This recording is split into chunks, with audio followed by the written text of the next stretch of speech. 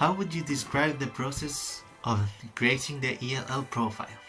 What did you learn about the students and their environment? For me, it was a fascinating experience. You remember the years when you were a student yourself, and as a future teacher, I'm really curious about what are the current trends kids and teenagers like to follow. That data is really valuable for future lessons.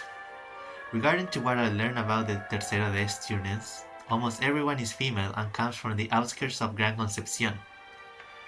They have to do long trips in order to arrive at Liceo Técnico Femenino, so their mood and the energy in the class is not the greatest, which makes that their English level stays quite low, no more than A2 level.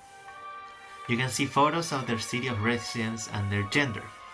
In a few decades, diversity will have increased a lot, so future teachers must know how to teach all kinds of people, no matter what gender or orientation they possess. Education is for everyone. What have you learned about the lesson planning process? Provide evidence. The most relevant element that has been learned by me is the fact that lessons have to be built or adapted around the students. Not every group is going to be the same. All groups have their virtues and drawbacks, so you need to create instruments and activities that feel contextualized and relatable to them. For example, I created a presentation about time expressions, and for the sentences I invented some which fit their experiences and daily life lived situations, as you can see in the picture. Besides, another thing to take into consideration is the division of the lessons in stages. This supports a lot of the organization of it and makes the lesson flow more naturally. The PWP model will probably be implemented by the moment I work as a professional. It will be very helpful. I know it will be. What parts of the teaching experience went well? How did they meet students' needs? Provide evidence. The interaction with the students was pretty nice. They didn't hesitate to share their doubts with me.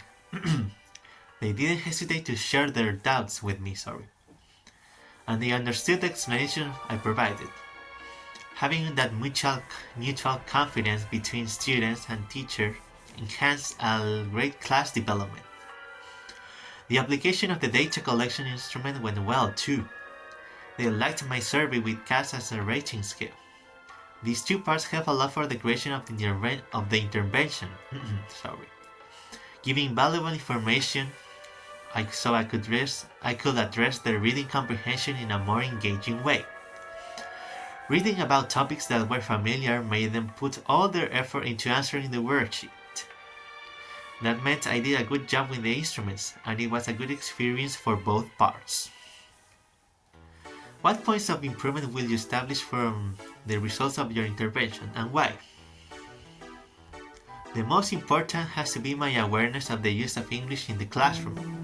Sometimes I forget I'm not at university, so I begin to speak with this language without realizing where I am.